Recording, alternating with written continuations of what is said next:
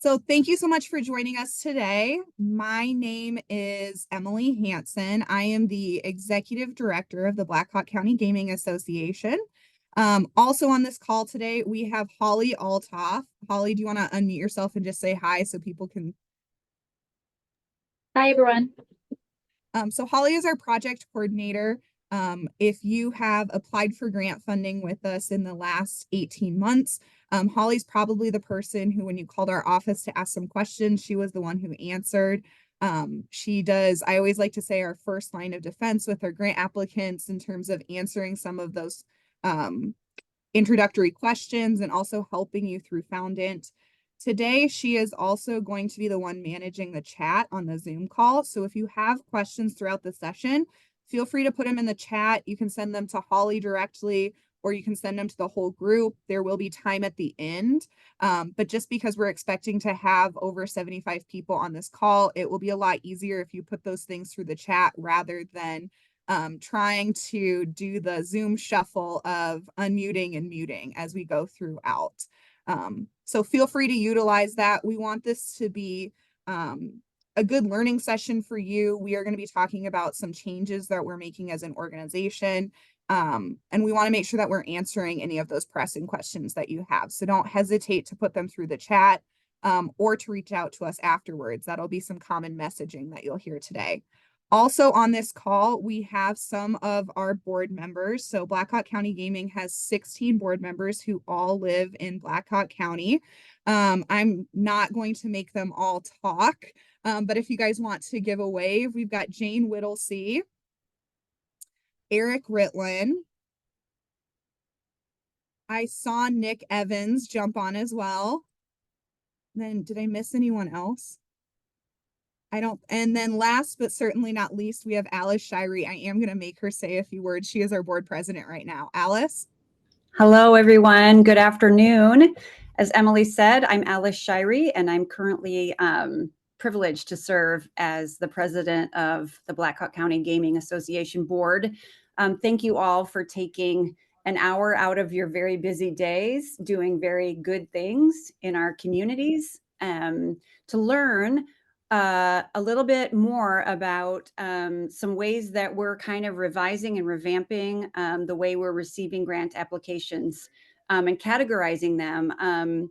And we did this and we're doing this in the hopes that we can better serve you, the people who have boots on the ground and are in the trenches doing incredible, incredible work for all different kinds of people to make Blackhawk County, the Cedar Valley, the surrounding counties, more vibrant places to live and to work and to play. So I just want to congratulate you on all the hard work that you're doing and say that our board takes our responsibility to help make this grant process as easy as we can for you. We read your applications so thoroughly and with great respect.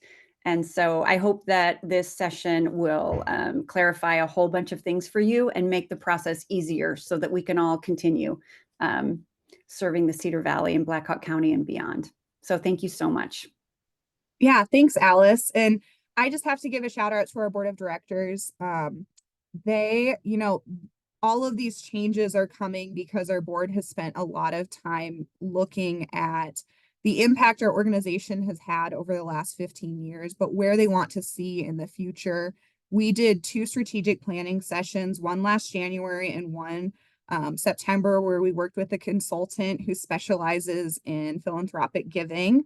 And we really looked at what have we funded in the past, where do we kind of feel our bullseye is in the future, and also looked at other funders in the Cedar Valley and kind of where we see some gaps existing. And we'll talk about this quite a bit, but Blackhawk County Gaming is very different from other organizations and other funders in the Cedar Valley because of how our funding works. So using that as an advantage rather than trying to fit a square peg in a round hole. So thank you to all of the board members who are on. If you want to see our full list of our board of directors, you can go to our website. We've got their pictures. They do a lot of work to be on the board. just to get through the background check process, but also they read all of the grant applications. That is not something that Holly and I are doing. All granting decisions and how funding is allocated is left up to the board of directors. So we feel very lucky to have 16 committed individuals who take their job serious and really want to move the Cedar Valley forward. Also, on this call, I think we have a couple representatives from the aisle. Chad, did you get into the room okay? Yep, I'm here. Yeah, so Chad Moyne is the general manager for the aisle. We work in partnership with him. Chad, do you want to talk a little bit about the casino right now and maybe how we partner together? Yeah, absolutely. Thank you, Emily, and good afternoon, everyone. I'm Chad Moyne. I'm the general manager here at the Isle Casino in Waterloo. You know, we provide entertainment here to the Cedar Valley in the form of gambling, excuse me. And our partnership with the Blackhawk County Gaming Association is we give a portion of our revenue back to them to give out to the community to help build the community up and develop our community and make it more attractive, the Cedar Valley more attractive, not only to try to attract more tourist destination in to bring more of those tourist dollars to local businesses, but to also expand on residential as well too, to try to make this more attractive for people to move to the Cedar Valley, so that we can grow our populations as well too, which will help grow labor pool and then again increase businesses throughout. So in the casino right now, we're really focused is with the parks next door to us, the water park and the amusement park, of building upon that and really making this an entertainment destination for not only the Cedar Valley, but regionally for the Midwest as well too. So currently right now we are remodeling our hotel, revamping the hotel rooms to give them a more modern refresh and a modern look. We've added outdoor seating to our Brew Brothers patio, which will be able to debut next summer when the parks open. And then, you know, just working in conjunction with the parks to see what we can do to get more people again into the Cedar Valley, visiting the Cedar Valley to make it that tourist destination. We're also looking and working very closely with the landowners around us too, to try to get more businesses out here and make this again a more attractive destination as a whole. So then the role that Blackhawk County Gaming plays in that is again redistributing the money out to the Cedar Valley for these very important projects that we have funded and that we will be funding, to again build that attractiveness of the Cedar Valley and get people excited and interested in coming out here. Yeah, thank you so much, Chad. And I also saw Megan Miller, who's the CFO for the aisle, log in. So I'm not going to make you speak, but if you want to give a little wave, Megan, that's fine. And Hey, everybody. Yes, thanks, Megan. Yeah. And I just have to say, we are incredibly appreciative of our partnership with the aisle. I think not a lot of people are aware that here in Blackhawk County, we get 5.75% of the revenue. I'll talk a little bit more about that in a few slides, but the state only requires the aisle to give us 3% of that revenue for redistribution. We are second highest in the state in terms of how much we get from our casino to allocate through charitable purposes to the community. So we're incredibly fortunate to have that here. It's equaled probably 10 to 15 additional $1 million than they're required to give out to Northeast Iowa. So that's a huge impact that we've been able to have because of their partnership. So we're incredibly appreciative of that. I'm not going to make you unmute yourselves and give him a round of applause, but just know that we appreciate the partnership and we look forward to continuing working with the aisle. Okay, so now let's dive in a little bit more into what is Blackhawk County Gaming.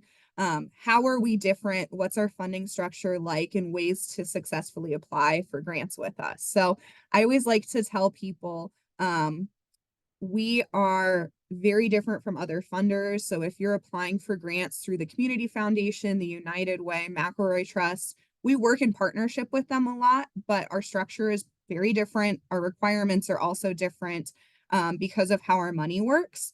So it will be slightly different. So don't be surprised by that. We do ask additional questions because of our state requirements. We're not just a straight nonprofit organization. We're almost a quasi nonprofit / government entity. So you'll see some of those things throughout our rules and regulations. We are what's called technically a qualified sponsored organization, or a QSO. I always like to say that there are only 15 that exist in the world, and they're all here in Iowa. And that's because of how the gaming laws are written. So every casino is required to have a QSO partner that helps allocate funds to the community. Like I said earlier, we get 5.75% of the revenue that the Isle gets off of tables and slots. So we do not get funding off of food and beverage or hotel stays. We are strictly getting it off the gaming tables, which is approximately $4 to $5 million a year. Obviously, when the casino's doing well, we get more funding, or when it, like, for example, during the pandemic, when it was closed down, we did not get funding. So it's a little bit harder to predict what our revenue is going to look like, but on average, it has been $4 to $5 million a year. We do get some money from sports wagering, but the law is very different for that. We only get 0.75%, which is approximately $3,000 a month. So when you're seeing in the news the $2 billion a year sports wagering industry that's here in Iowa right now, that is absolutely true, but it is not benefiting us locally as much as the brick and mortar casino is. So I always like to tell people that, because a lot of times when I'm meeting, they will assume that we're getting a lot of that money, and that's simply not true just because the law is written different. We get most of our money from the actual casino south of Waterloo. So how does our money get distributed? We don't just get that $4 or $5 million and it's up to our board to decide where it goes. Based on our contract with the Isle when our organization was forming, there are restrictions in how that money is allocated. So the first 25% of our funding goes to the Waterloo Development Corporation in downtown Waterloo, and that is restricted to specifically projects in downtown Waterloo. Then after that, the contract says that 50% of our money should go to local government in Black Hawk County. Approximately 40% should go to nonprofits in Black Hawk County. And then a maximum of 10% of our revenue can go out of county each year. So that breaks down to approximately $1.5 million that we allocate to government entities in Black Hawk County, $1.2 million to nonprofits in Black Hawk County, and then a maximum of $300,000 to the 7 surrounding communities. Again, that's based on our contract. So that's what we've been operating within for the last 15 years. And on the next slide, I'm going to show you kind of how that impacts our grant making. So Holly did, when we were leading into that strategic planning retreat in September, she went back and ran the numbers on all of the grants that we've given historically so we can better guide people moving forward.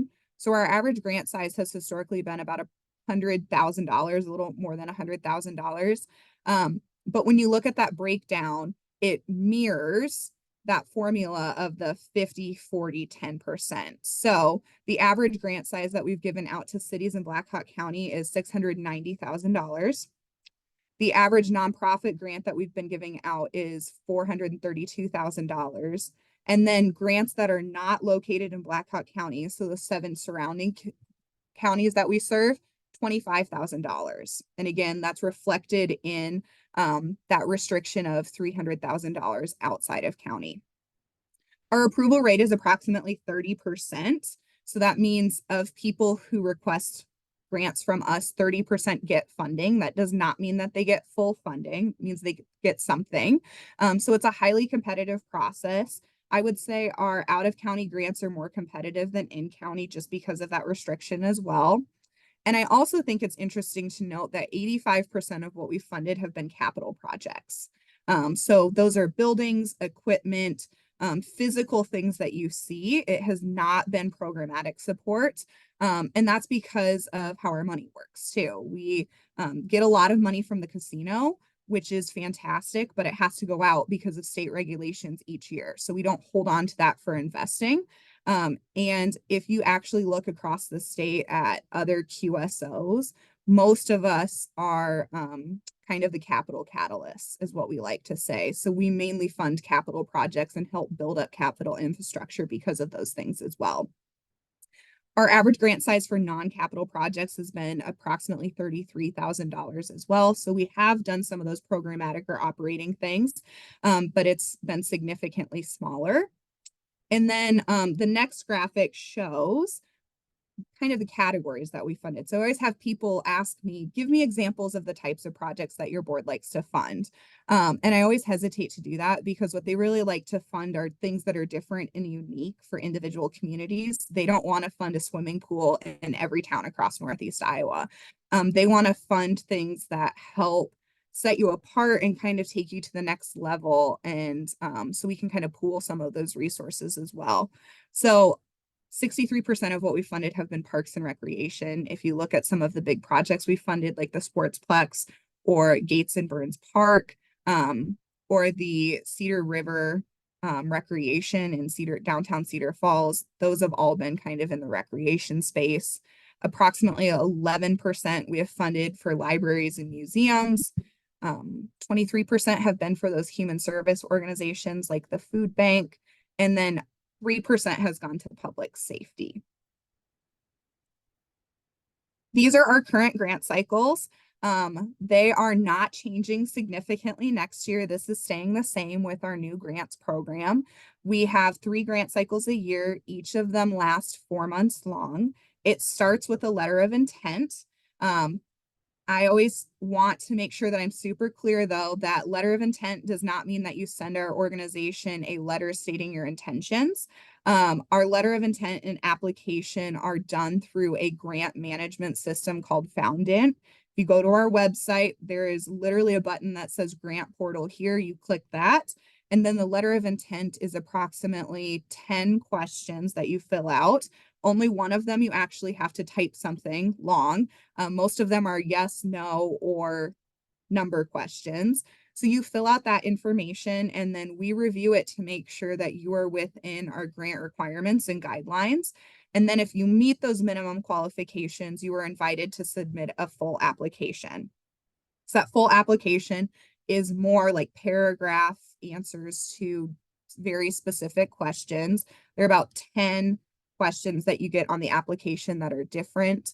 And then once that is submitted, our board reviews over 2 months. So they do an initial review to see if your project is within the scope or there's interest. And then from there, they'll ask follow-up questions and do a final review and approval. So the next grant cycle that we have will open January 1st, and the award date, so when you find out about funding, it will be in late April. This information is available on our website. Like I said, it is not changing with our new grants program. Any qualifying organization can apply in any of our 3 cycles throughout the year.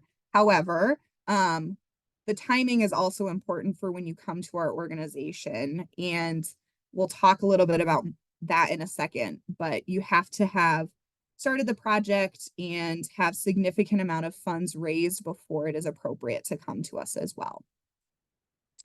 So why I'm assuming most of you are on the call today is we are starting January 1 with a new grants program. This came out of that strategic planning retreat and looking at how can we complement the other funders in the Cedar Valley and really make a difference with our funding. We looked at what our board has really liked that we funded in the past and where they see our organization in the future. So the biggest change will be there will not be one common application moving forward. So in the past, you just, regardless of what you were applying for, you filled out an application. Now, when you log into our grant management system starting January 1, you will have 3 options. You can apply for a capacity building grant, a capital grant, or an out-of-county grant. So the capacity building grants are restricted to people in Black Hawk County specifically, and our goal there is to fund things that will help organizations go to the next level. So that could be engaging with a consultant and having them help you put together a strategic plan, or getting some extra assistance with your accounting system and working with somebody to get that so that you're set up for success as well. it's very a broad category, but the thought process is with this is the board wants to help organizations get stronger skills and tools to better serve the Cedar Valley and attack kind of large community issues and help fulfill their mission. The average grant size in this category will be $5,000 to $50,000. And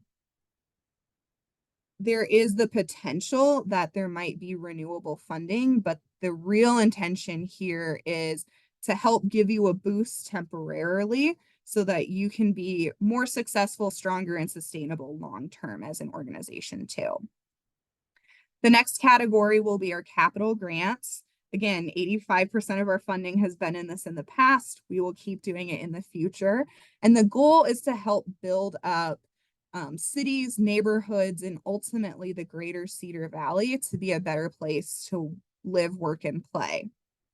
We have put together bullet points, I guess, to help guide. We've seen over the last several years, people have struggled with understanding, what's a right size request or what's an appropriate amount to ask for different things.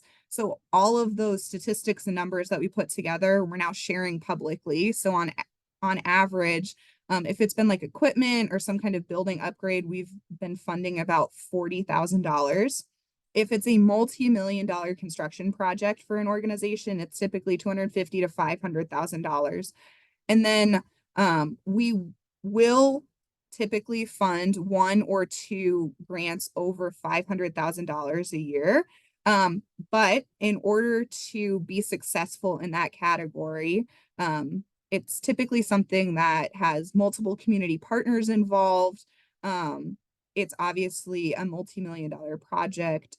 And those will typically be cities in Black Hawk County as well. So it's not to say that nonprofits couldn't qualify for that, but that will be pretty rare. And our board has a very specific interest in funding things that are public and inclusive. This, and it's something that they feel pretty strongly about. So the example that I've been using to kind of illustrate that is, if you're asking for a playground, they want it to be a playground that doesn't have a fence and isn't restricted to just people using a specific daycare or in a specific school. They want it to be something that's accessible and that there's been some intentionality behind it being utilized by a variety of different people, just not one set group of people can access it. Our last category will be our out-of-county grants. So these will be all of the folks that are not in Black Hawk County, but still in our service area. So that would be Benton, Bremer, Buchanan, Butler, Chickasaw, and Grundy counties. They will, the average grant size historically has been, like I shared earlier, about $25,000. So the grants in this category will typically be $5,000 to $50,000. 99% of what we funded out of county in the past has been capital improvements. So we don't think that will change significantly. However, if there is a nonprofit looking to partner, it's worth a conversation. Just make sure that you talk to staff members ahead of time. The biggest difference between our out of county and in county requests are we require our out of county applicants to apply for the exact same project through their local community foundation before coming to us. And this is just because of how the gaming funding is allocated. There's a program called the County Endowment Program that actually takes casino money to the non-gaming counties and allocates it through community foundations as well. And because we're restricted to only give $300,000 a year outside of county, we just want to make sure that people are utilizing resources that are already out there and trying to be strategic and leverage those dollars as best we can. So we don't require you to get money or not get money. We just require you to reach out and apply and to prove that to us when you submit an application as well. And then in this category, we're asking that if you are hoping to request more than $50,000, you do reach out to staff ahead of time to talk about it. So things that we cannot fund, most of these I will say are state laws and not up to board discretion. So just to clarify that, but we will not fund endowment funds. We will not fund any political organizations in nature or anything that's religious in nature as well. Funding should not be benefiting individuals like scholarships or fellowships. It should be benefiting the organization and the community. We will not fund projects where debt has been incurred prior to the award date. So a lot of times we see this with big construction projects. You cannot start construction and incurring those costs before our board has made an award decision. We will only fund things that start after. Capital projects should not come to us for more than 50%. And I always like to say with this, just because you can ask for 50% does not mean you should. Typically having a smaller percentage is more favorable for the board. Holly and I are happy to help you kind of talk through that, right size the request. But it is not allowed to ask for more than 50%. You must be a nonprofit or government entity in order to qualify with us. So that means that if you're a nonprofit, you have to be a 501c3 or C9 in order to qualify. We legally cannot give funding to other fiscal agents. So that means that if you're applying, we have to be writing the check to you. You cannot be using like the Community Foundation's tax ID to qualify with us. And then we also will not fund anybody who's affiliated with the Iowa Racing and Gaming Commission. They are our governing body. So if you or somebody in your organization is related to, married to, or a part of the Iowa Racing and Gaming Commission, you don't qualify for funding with us as well. Okay, so now some best practices. The biggest one that's come out of our retreat is our board is really interested in understanding community needs and how your project is moving those things forward. So there's a question on the application that talks about needs. We know all organizations have individual needs, but we're really interested in how your work is benefiting the community, and not just generally the community, but how it is helping with addressing some of those issues that have been talked about publicly by community plans, through the press, those types of things as well. And I'll show you resources to find them in the future, but really strong proposals moving forward are going to have a very clear community need that their organization is seeking to address. We also like to see letters of support and resolutions from government entities. So from city councils, if you're a school district, it's coming from the superintendent directly, showing that it is a priority that you're coming to us with.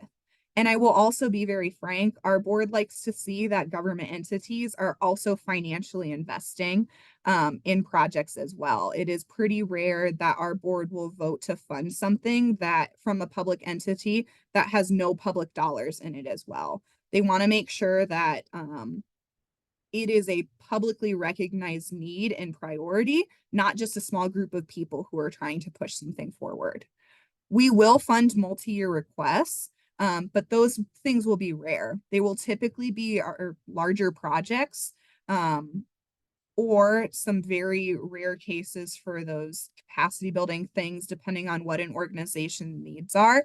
But because of some of our restrictions with the state and how they require us to report things, most of our money needs to be spent within a year. So it's why that timeline is really important. Don't come to us too early and then ask for 3 or 4 extensions.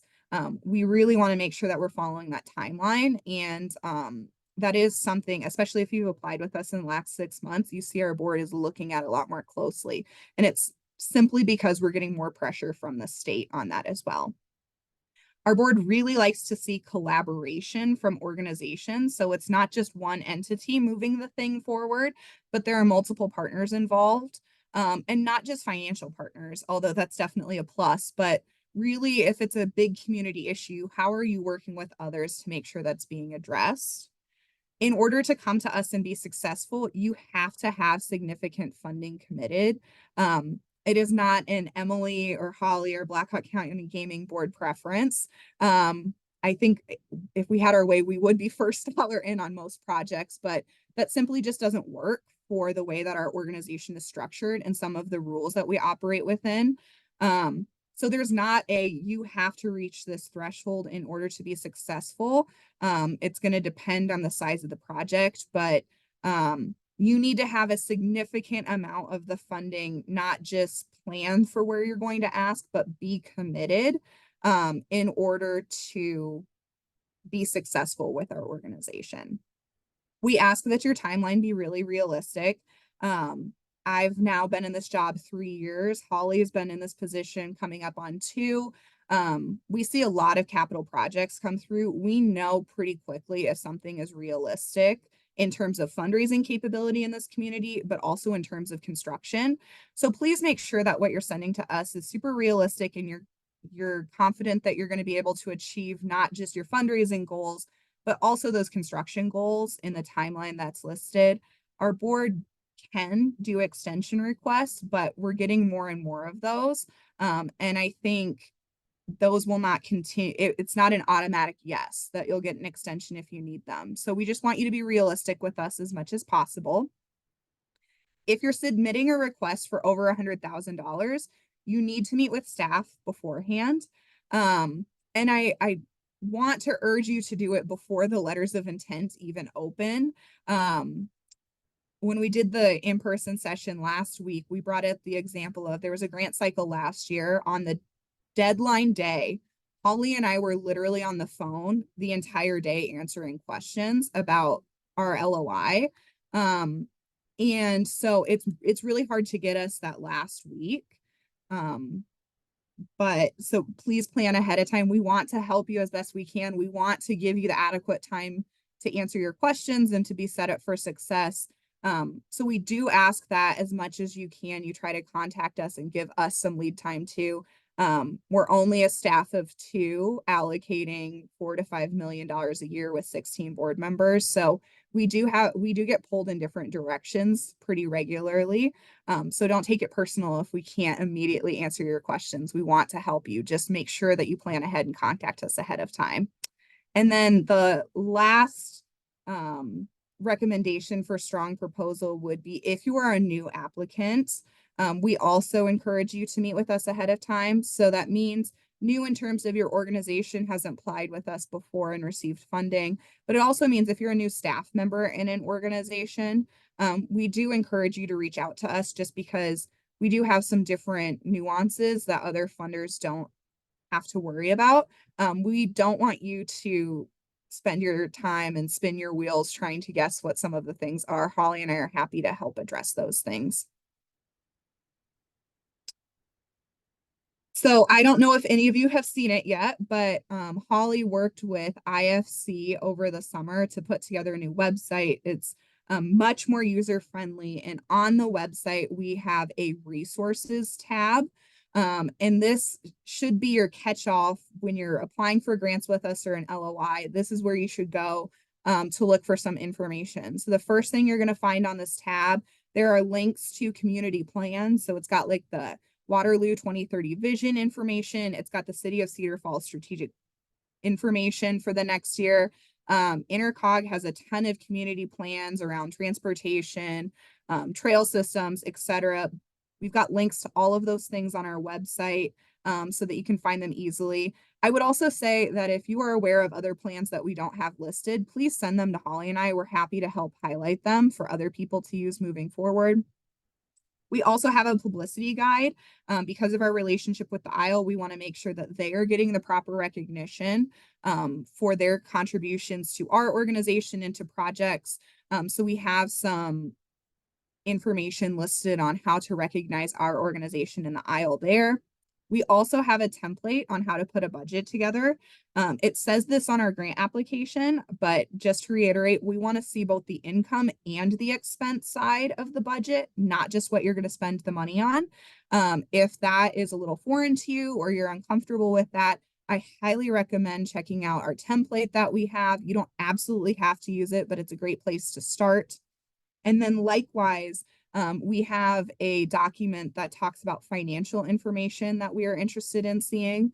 I would caution people to do not have a balance sheet and some kind of statement of activities approved by their board of directors regularly. before applying for funding with us. We do have to report everything to the state and get audited pretty significantly each year. So if you do not have regular financial statements being checked, it might be, I'm not saying don't apply with us, but I would say proceed with caution and reach out to Holly and I ahead of time. We do ask for those things, so we just try to be transparent up front. Also on the resources tab, you will find all of our new grant questions. So the questions will be different from what you've seen in the past if you're a past applicant starting January 1. All of those will be available on our website, so you can look at them ahead of time before starting the letter of intent. And you know exactly what we're looking for. We also have a section called Nonprofit Resources. This will connect you to the Association of Fundraising Professional, the Cedar Valley Nonprofit Association, some other great grant writing tip resources to help you feel more confident as you move forward throughout the process. And then lastly, we also have a link to the Community Foundation in Northeast Iowa. For our out-of-county folks, this is where you should go to see what their grant cycles look like. Word of caution, they have changed them in the last year. So maybe you applied in the spring. I would make sure to double check. All of the counties are a little different. So look at that information, and they also have their requirements listed too for their county endowment program. So feel free to check those out. Some last minute things to keep in mind before we start taking questions. We do not expect our applicants to be professional grant writers when they come to us. In fact, I would say like 85% of the people who apply to us have no professional grant writing experience. That's okay. That's our expectation. As an organization, we know some of you are volunteers. We know a lot of you are wearing many different hats in cities and nonprofit organizations when you come to us. So we do ask that you read the questions and answer the questions that are being asked on the application.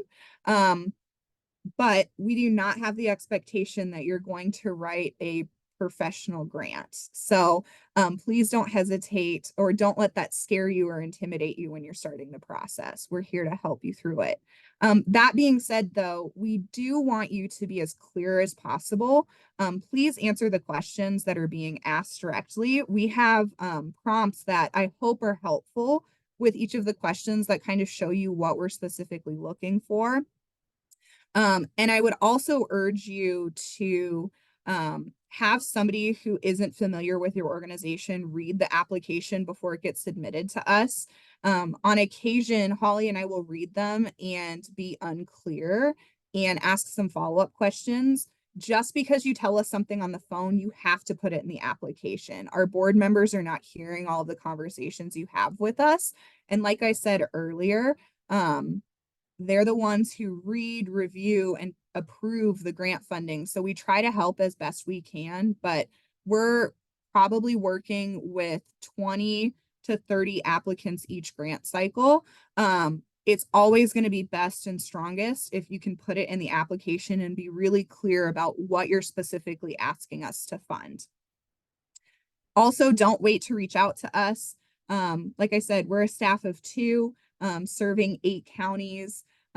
So we will try our best to get back to you, but always reach out to us. And the earlier, the better. If you're thinking about a big capital project in a year, we're happy to meet with you and talk about it ahead of time so that you can be planning appropriately, and have more information about what our process is looking like and how it's changing. And then the last, and I think the most important thing is, please use Holly and I as a resource. It's not cheating on the test to call and ask Holly and I questions. I like to think we are pretty transparent people, also because we're a quasi-public entity. Our stuff is all like open record and open information. So we will be honest with you. You might not always like the answers that we give you, but we will tell you what we think, and we really want to help you be successful. It's our job to allocate the money. Yes, we have some complicated rules, but we don't want you to be intimidated or scared by the process. We want to help as best we can and help communicate what the board is thinking and kind of what those preferences are. Okay, This is a slide with our contact information. It's also on our website. I'm going to leave it up for just a second, and then I will close out of the PowerPoint and take some questions. So if you have any, please put them through in the chat. You can send it to Holly directly, or you can send it to the full group, and we'll have her ask some of them.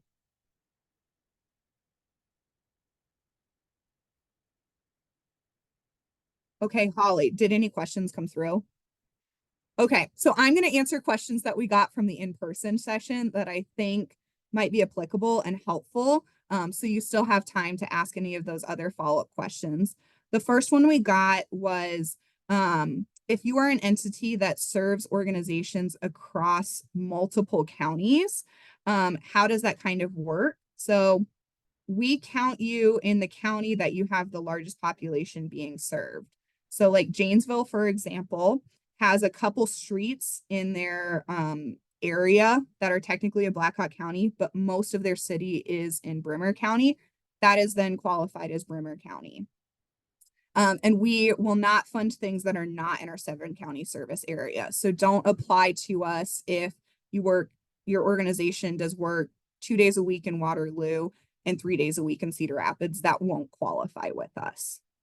Another question that we got that I thought was really good was, can organizations apply for multiple grants in a year? My answer to that is it depends. So it's not likely that we will fund multiple things to one organization in a year. So like one capital project and one capacity building, but I would say that it's not an extreme no. So just talk to Holly and I ahead of time, and we're happy to help guide you with that. And then the last question that we had in the informational session that I just think is important information for you to have is, what has the revenue been looking like with the ISLE the last couple years? So coming out of the pandemic, we actually had record years of revenue. That has since gone back to normal, quote unquote. So it's not record highs anymore. There's nothing that's alerting us as of right now in terms of revenue dropping off significantly. However, that could change depending on the Lynn County casino proposal that you might have seen in the press. So Lynn County 2 years ago voted to put together an application for a casino. Then the legislature put a moratorium, so they couldn't formally request a casino. That moratorium expires at the end of June of this year. So if that doesn't get extended, they've done a lot of studies, we expect to lose about 1/3 of our revenue. So if that does move forward, it will significantly impact what we're able to grant moving forward. So something that we're acutely aware of and thinking about. Any other questions? No questions have come in. Okay, well, if any of you think of questions after the session, or if you would like to meet with us, please do not hesitate to reach out. We are here to be resources to all of you. And like Alice said in the beginning, we appreciate all that you're doing across Northeast Iowa. We're the funder, but you guys are the boots on the ground doing all of the hard work. So we look forward to partnering in the future. Thanks, everyone.